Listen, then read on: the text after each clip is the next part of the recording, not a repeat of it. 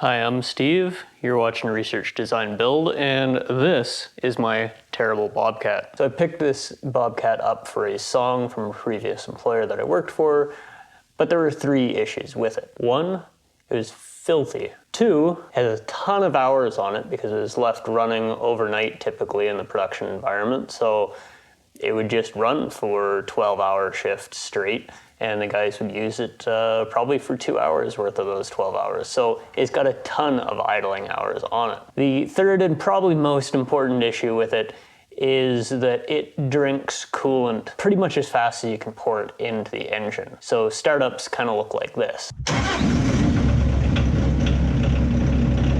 So with that, there's probably 2 causes for that, or 2 possibilities, and I need to rip this engine apart and find out what the causes are. I suspect that we've got a bad cylinder head. Ideally, it would be just a cylinder head gasket, but I think with the quantity of water that is going through this, I think we've got a crack in the cylinder head. Now, we don't have coolant in the oil, so that's a good sign, but we are burning it at a very rapid pace. So in this episode, we're gonna rip off the cylinder head, tear everything down, see what kind of damage we have, and get it fixed and back up and operational, fingers crossed. I started by removing the battery and then cleaning up as much as I could around the engine bay. Next up was the exhaust, which I took off in one piece by disconnecting the 4 bolts at the turbo. I'm putting all the bolts back in place that I can so that I know where they came out of. I find that very helpful on a big teardown like this, especially when I'm not entirely familiar with it. Next up was the air intake, followed by the glow plugs, and moving on to the injector lines. Now with the injector lines, you can get to all of the injectors. However, the injector lines at the pump, there's only the 2 outer ones that you can gain access to, so you have to start taking apart the spacers for the lines and then completely removing the 2 outer hard lines, and then you can get the 2 center cylinder injector lines removed. Next up was the air intake manifold, and you need to use a combination of different sockets in order to get into all of different tight spaces. This gave me another opportunity to do a little more cleanup before removing fuel lines and removing injectors. Be careful when you're removing injectors and all of these pieces, as there are lots of different copper gaskets and that sort of thing that need to go in a specific order, so just take really close note of them when you are disassembling. Also, because these are really small orifices and that sort of thing, make sure that you do your best to keep everything as tidy as possible. Then I removed the glow plugs, followed by the valve cover. I had this one injector which was a little bit more problematic. Next up is taking the lifters off. Now, I did not do anything as far as making any changes to the rocker arms. Followed by that, I could pull out all of the push rods for both the exhaust and intake valves, followed by draining the coolant. Now, there is a really nice valve here on the bottom of the engine for draining coolant. Now, initially this was plugged for me, so I actually had to remove it entirely and then clean it up. Next up, I removed the metal plate under the hydraulic filter just to give myself a little extra room, followed by the coolant pipe that goes into the head on the right-hand side of the engine. Next up are the 2 oil lines for the turbo. There's one on the top, which is a supply line, and the drain one underneath. The supply line you actually have to remove from the back side of the engine as well, and I had to pull that out entirely before I could get the head off. Now we get to the point where we're actually getting into some serious business of what we want to do and remove the cylinder head. So after breaking loose all of the bolts and breaking loose the cylinder head, I could hook it up to my engine hoist. Now, I actually had to flip the part of the engine hoist around here to get enough leverage and enough space to lift it out. And over here on the right hand side, there is one bracket for the alternator that I forgot, which was kind of holding it in place.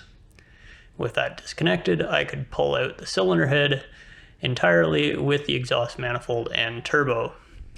And now we can have a good look of what we're dealing with and what the problem might be. I ordered a new gasket 3 weeks ago for this after checking the head and the block for flatness, and it looks like everything's okay. Now I haven't done the full cleanup, and that's what we're gonna tackle today. And I've got the brand new gasket here ready to install, so hopefully this solves my problem. In order to clean up both the head and the block, what I'm gonna be using today is the cheapest brake cleaner that I could find, because I figure I'm probably going to use a fair bit of it, as well as these Scotch brake pads. Now this is a quadruple zero steel wool equivalent, and the best value I found for getting these was actually on Amazon and buying an entire pack of them. So this is probably a lifetime supply for me, but I probably only could have gotten, you know, a few pads for the same price I could have gotten an entire box. I will put an affiliate link in the description below on where you can find these. It's very important to get as much of the old gasket material off as possible and get this as flat and as clean as you can. Now, of course, you don't want to use something so abrasive that you're actually digging into the metal. The idea is to just get it as flat as possible. You need to do this both for the cylinder head and the cylinder block, and then you can actually get down to making your measurements. Now, anything that's left on there is going to compromise your measurements, because you are looking for a maximum of 2 thou or 0.5 millimeters.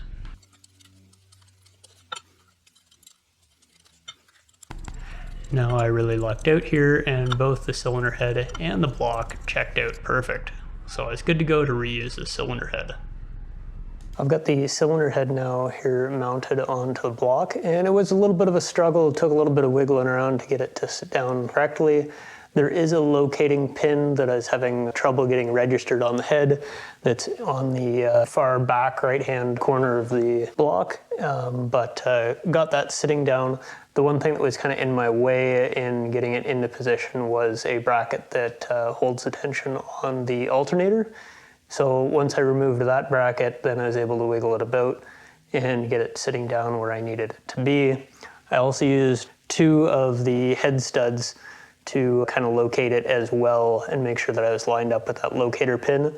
And that also helped hold the head gasket in place as well, so it wasn't moving around as I was moving the cylinder head around. So we got everything in place now, and the next step is to try to get some of these head bolts tightened down. Now here I'm lubricating all of the cylinder head bolts before starting to tighten them up and just getting them all snug. Now there's a very specific torque pattern here, and you need to torque the cylinder head bolts to 68 to 72 foot-pounds or 93 to 98 newton meters. Now this pattern starts in the center and works in a counterclockwise sort of motion around those center bolts, slowly working to the outside. Now, I think this is probably the key problem that this head, I know the cylinder head had been replaced previously, and what I think happened was that the torquing of the cylinder head was not done properly initially.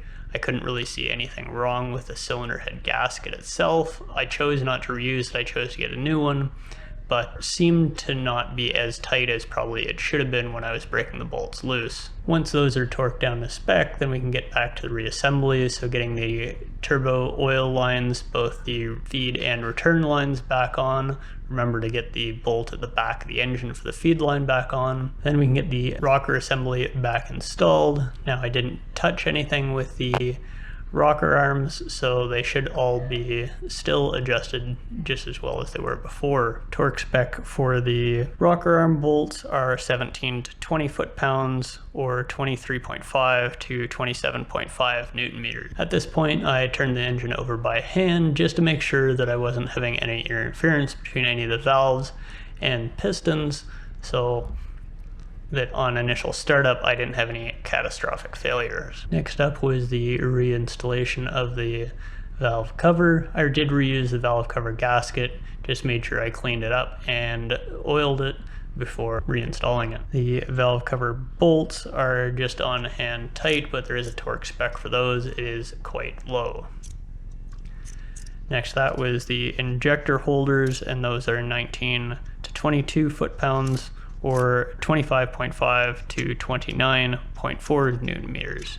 With the injectors torqued down, it was then moving on to the glow plugs, and the glow plug torque is 11 to 14 foot-pounds or 15 to 19 newton meters. After that, you can reinstall the intake manifold. And again, with this, I did reuse the gaskets. Everything looked good, and so I just left it as is. Injector lines are reinstalled, and then the hose going from the turbo to the intake manifold. You can plug in the block heater that goes into the head, followed by the air intake, and finally the muffler. Before we can start this engine and see if we did a good job or a bad job, we've got to bleed the air out of the system. So at the base of the pump, there is a little knob that you can turn counterclockwise, and then start pumping the fuel bulb at the bottom of the engine compartment until you start seeing diesel drip out of there, then seal it back up. With the fuel lines loose, you can crank over the engine and blow the remainder air out of the system. Once you see fuel coming out of all of the injectors, you can tighten up all of the hard lines going to those injectors. The initial startup is going to be a little rough because there is still going to be air in some of the lines that will need to work itself out. Now this is a very key component of getting this job to last, and that is following the instruction of retorquing these cylinder head bolts after 30 minutes of operation. I've ran the engine for 30 minutes and got it up to operating temp. Now you have to disassemble the engine, and then you can go back and retorque. I was amazed at the amount that the cylinder head gasket actually squashed down after 30 minutes of running. We can go back and repeat the same process we did before, torquing everything back to manufacturer's specs and reassembling the engine. Now there might be some way to get this valve cover off without removing the glow plugs, but I just couldn't squeak that past the glow plugs, so I ended up removing 3 of the glow plugs in order to give myself enough clearance room to get that valve cover off. The big test for me is going to be on this second restart, because that was the initial issue. It would smoke really bad on initial startup, but once it was running, you wouldn't really see the smoke, as it would just pressurize the whole coolant system rather than actually burning the coolant. So after I let the glow plugs fire up, then I was able to start the engine, and we're not smoking. We got a little bit of diesel on startup, but we don't have that nice white smoke coming from burning coolant. There were 2 tasks that remained.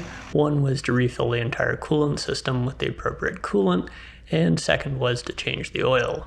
Now to change the oil on the Bobcat, there is a remote drain tube coming off the bottom right hand side of the engine, and then you can remove the filter right here. We've got this handy dandy sort of metal plastic funnel here that is very helpful in this situation to make sure you're not dripping oil in the wrong places. And after lubricating the new filter's O-ring, I was able to turn that on by hand and give it a little cleanup. I like to mark my filters with the date and hours, and that helps me remind myself when I need to do it next. Next, you fill the engine, and depending on which model you have, this might be at the front of the engine or through the valve cover. Having a funnel with a flexible hose helps. This now completes the rebuild of this engine, and so far everything looks to be sealing quite well. I thought for sure that I was in for at least a cylinder head, if not more. If you have any questions, please leave them in the comments section below, and I'll make sure to get back to you.